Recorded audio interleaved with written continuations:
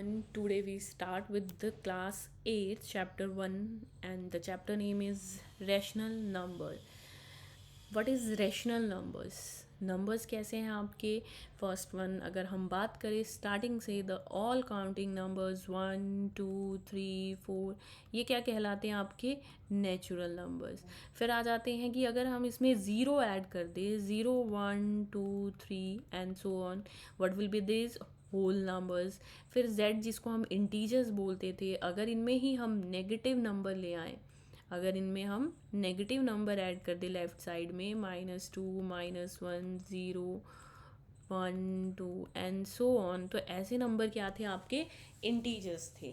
ठीक है, तो ये सारी चीज़ें आपने बार बार रिपीट करके पढ़ी है कि what is natural number, what is whole number and what is your integer. Now the next definition in numbers are rational numbers.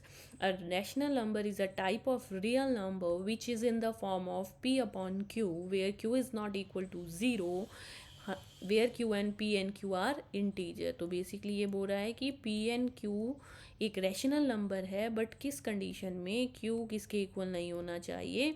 Zero के इक्वल नहीं होना चाहिए. वाई? क्यों ऐसा बोलते हैं हम? कि अगर हम पहले तो हम इसी का एग्जाम्पल लिख लेते हैं. -1/2, 3/5, these all are rational number. एक और बात कि अगर मैं एक सिंपल 5 लिख रही हूँ, क्या ये एक रैशनल नंबर है?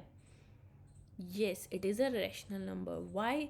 Because there is a denominator 1. तो ऑल जितने भी ये natural, whole and Z integers है, ये सब हमारे रैशनल नंबर होते हैं, बिकॉज इनके डिनोमिनेटर्स क्या होते हैं?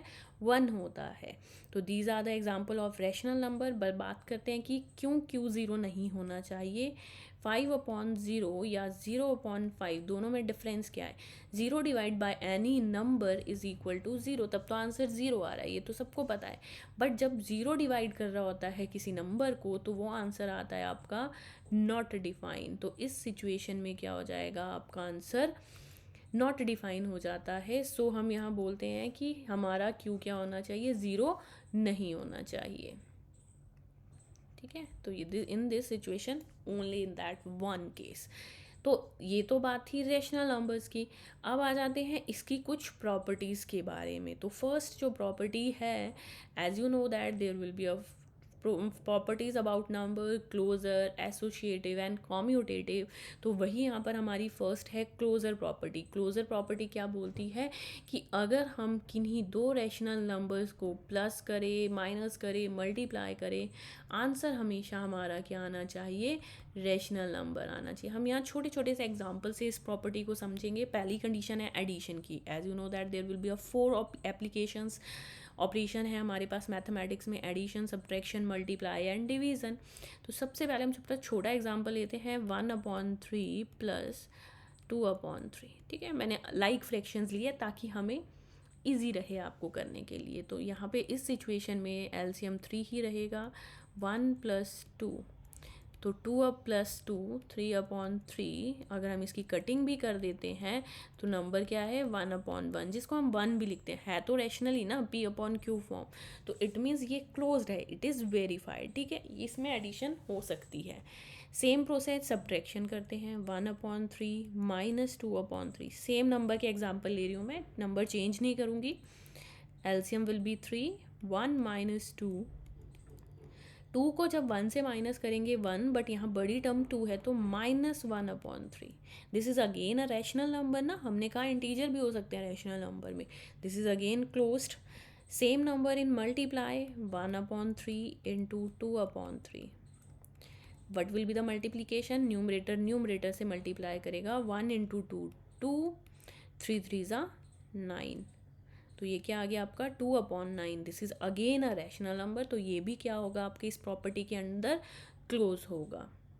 फिर आ जाते हैं नेक्स्ट, डिवीज़न. डिवीज़न में हमने नो क्यों लिखा? ठीक है, सभी केसेस में डिवीज़न हो सकती है, no problem, answer fractional number आएगा. बट अभी मैंने आपको एक केस बताया, in case of any division of zero, जब हम किसी भी नंबर को ज़ीरो से डिवाइड करते हैं तो आंसर क्या आता है? नॉट डिफाइंड आता है. तो इस केस में क्या होगा? हमारी ये प्रॉपर्टी वेरीफाई नहीं करती है, सिर्फ इन डिवीज़न केस, ठीक है। ऑल थ्री ऑपरेशंस 3 में वेरीफाइड होती है बट डिवीज़न में नहीं होती, just because this one reason के कारण, ठीक है। या ये भी पता होना चाहिए क्यों नहीं होती है। Second property is commutative property of rational number. Commutative क्या बोलती है आपको कि हम किसी भी नंबर को अगर फर्स्ट को सेकंड से ऐड करते हैं और सेकंड को फर्स्ट से ऐड करते हैं, the answer should be same in both situation. ऐसी सिचुएशन में हमारे पास दो ही प्रॉपर्टी वेरीफाई होती है, एडिशन एंड मल्टीप्लाई की। एग्जाम्पल लेते हैं फिर से, 3/2 प्लस 5/2। ए एंड बी को जब हम प्लस कर रहे हैं, आंसर आ गया हमारा 3 + 5, 5 + 3, 8/2। कटिंग कर देते हैं, 2 1 ज़ा 2, 2 4 ज़ा 8, तो ये आ गया 4/1। ये तो बात थी इस सिचुएशन की। अब दूसरी सिचुएशन है कि इनको रिवर्स कर दो या इंटरचेंज कर दो, 5/2 पहले, 3/2 बाद में। इस सिचुएशन में भी हम एडिशन करें तो आंसर दोनों सेम होने चाहिए। तो देखते हैं होते हैं कि नहीं।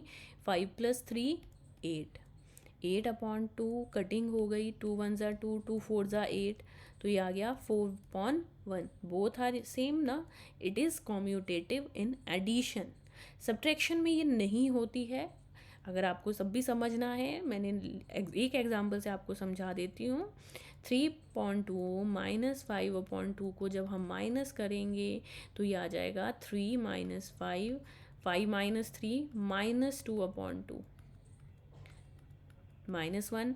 बट अगर मैं इसको इंटरचेंज करके सब्ट्रैक्ट करूँ, ठीक है, पहले 5/2 ले लेते हैं और 3/2 ले लेते हैं, तो इस सिचुएशन में जब हम माइनस करेंगे तो 5 - 3 क्या हो जाएगा, 2। जब कटिंग करके लाओगे तो आंसर आएगा 1, 1/1, और यहाँ पे भी 1/1, बट दोनों में डिफरेंस है ना। फिर भी क्या डिफरेंस है, साइन का difference. This is negative and this is positive, तो दोनों के आंसर डिफरेंट हो गए ना, इसीलिए ये सब्ट्रैक्शन में कॉम्यूटेटिव नहीं होती है, ठीक है। तो वो पार्ट मैंने इसलिए लिखा भी नहीं है आपके लिए, ठीक है। अब आ जाते हैं नेक्स्ट, इसमें मल्टीप्लीकेशन की। सेम नंबर ले रहे हैं, 3/2 मल्टीप्लाई 5/2। कटिंग हो रही है आपकी, नो। 5 3 ज़ा 15, 15/2, 2 ज़ा 4। सेम नंबर चेंज करते हैं, 5/2 पहले लिख लेते हैं, मल्टीप्लाई 3/2।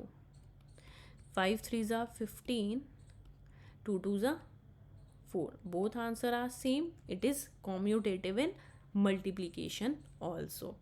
नेक्स्ट है third property, associative property of a rational number. Addition में आपके पास कोई भी 3 नंबर लेने हैं, इसमें भी 2 ही प्रॉपर्टीज़ वेरीफाइड होती है, एक एडिशन में एक सब्ट्रैक्शन में। इस सिचुएशन में हम क्या बोलते हैं कि एक नंबर जब दूसरे नंबर के साथ, 2 नंबर्स के साथ ऐड हो रहा है, बट अगर उनकी हम पोजीशन चेंज कर दे तब भी आंसर सेम आना चाहिए। तो इसको भी हम एक एग्जांपल से देखते हैं। 1/2 प्लस 3/2 प्लस 5/2। 1/2 अभी बाहर रहेगा बिकॉज बॉडमॉस है, इसको ऐड करेंगे तो डिनोमिनेटर्स आर सेम, 5 + 3 8, ठीक है। सेम दोबारा एलसीएम लेना पड़ेगा थर्ड टाइम, क्योंकि एक और नंबर है, 2 इज एलसीएम, 8 + 1 9। लाइक फ्रैक्शन है ना, तो न्यूमरेटर डायरेक्ट ऐड हो जाएंगे।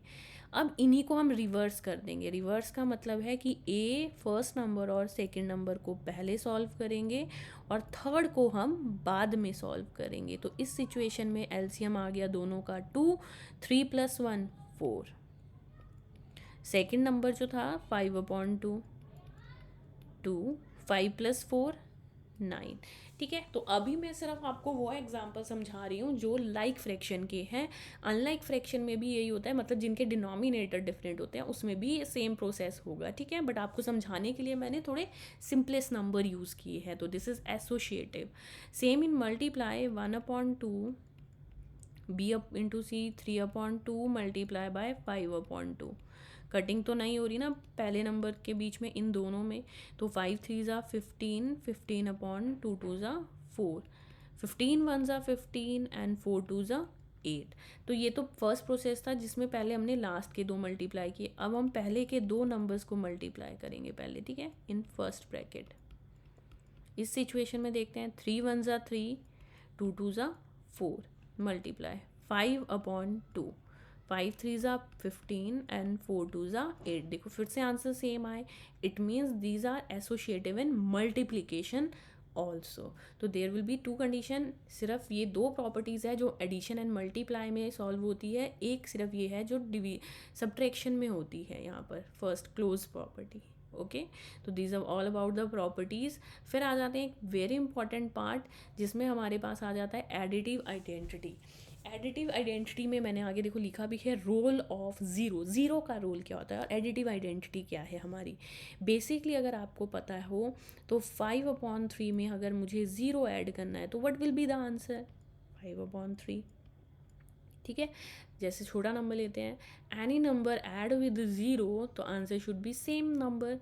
चाहे आप बड़े से बड़ा ले लो, 98 ले लिया मैंने, 98 को ज़ीरो से ऐड करेंगे 98। मतलब रोल ऑफ ज़ीरो का मतलब क्या है कि जब हम एडिशन कर रहे हैं किसी भी नंबर के साथ ज़ीरो की तो आंसर में कोई चेंज नहीं आ रहा है।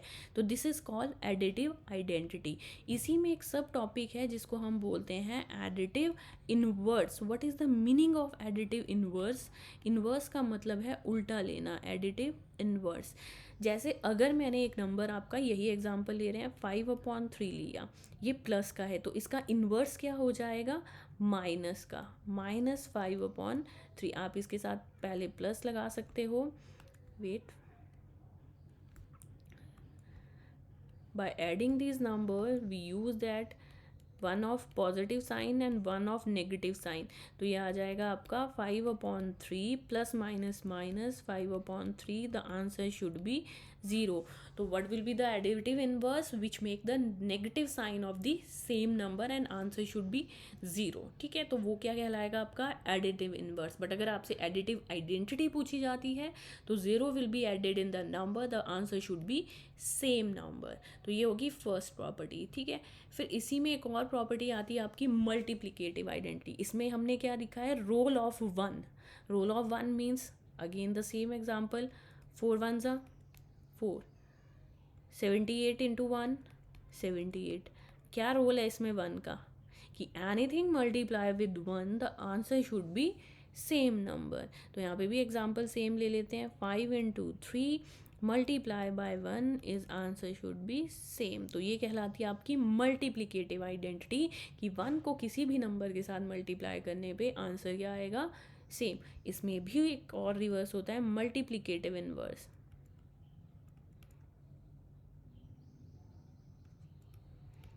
Multiplicative inverse.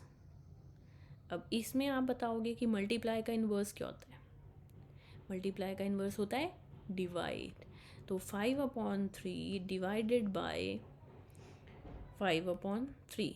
ठीक है, सेम नंबर को डिवाइड किया। यहाँ हमने सेम नंबर को क्या किया था, प्लस के साथ माइनस, या मल्टीप्लाई के साथ डिवाइड। तो आपको पता है कि जब हम डिवाइड करते हैं टेल का साइन कन्वर्ट हो जाता है मल्टीप्लाई में, और 3/5, 3 1 ज़ा 3, 5 1 ज़ा 5। तो आंसर क्या आ गया, 1 इंटू 1 1 आ गया ना। देखो रोल ऑफ वन।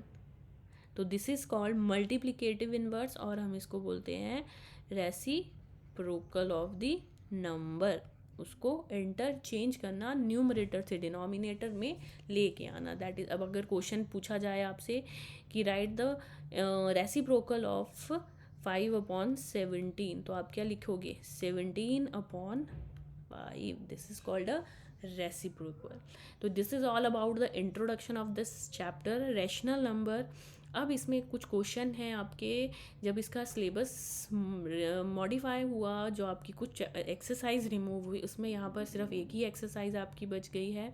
तो फर्स्ट एक्सरसाइज का फर्स्ट क्वेश्चन क्या है, name the property under multiplication used in each of the following cases. पहले केस में आपके पास क्या हो रहा है, देखो -4/5 इंटू 1 और 1 into -4/5 which is give you answer -4/5। ऐसा कब हो रहा है, यहाँ पर बार बार 1 यूज हो रहा है ना, तो which is this property, multiplicative.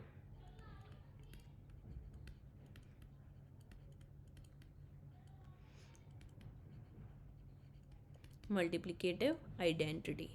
सिर्फ नाम बताना है आपको, देखो नेम बोला है उसने, सॉल्व नहीं करना है यहाँ पर आपको। Second part of this question, -13/17 into -2/7 is equal to -2/7 multiply -13/7। थोड़ा सा ध्यान से देखो, इस सिचुएशन में 13/17 पहले और इसमें बाद में, मतलब हमने इंटरचेंज कर दिया। इंटरचेंज वाली हमारी कौन सी प्रॉपर्टी थी? दिस वन, कॉम्यूटेटिव, कि a इंटू बी और b इंटू 8 दोनों सिचुएशन में आंसर क्या होंगे? सेम। तो आंसर क्या आ जाएगा यहाँ पर? Commutative property. कॉम्यूटेटिव इन मल्टीप्लिकेशन।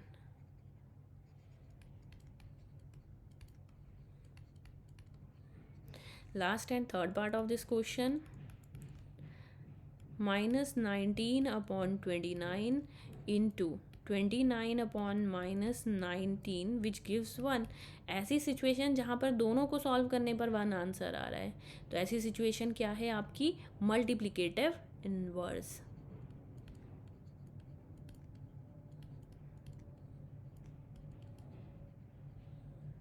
तो ये आगे 3 पार्ट ऑफ दिस क्वेश्चन, सिर्फ नेम करने थे। बहुत आपका प्रॉब्लम सॉल्व हो गया, क्योंकि यहाँ पर अब आपको सिर्फ नेमिंग करनी है। आपको पता होना चाहिए कि what will be the properties in the rational number. Next, the tell what property allow you to compute this. फिर से एक और प्रॉपर्टी आ गई, पहले तो कंपेयर करेंगे। दिस इज ए,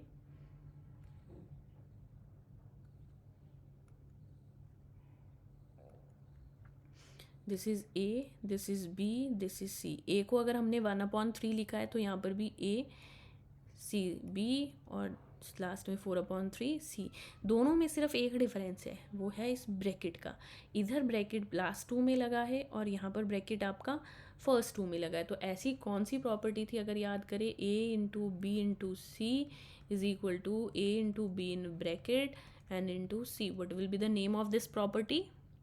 अभी हमने पढ़ी आपकी, यहाँ पर वापस से आपको दिखा देते हैं। This one, what will be this? Associative property.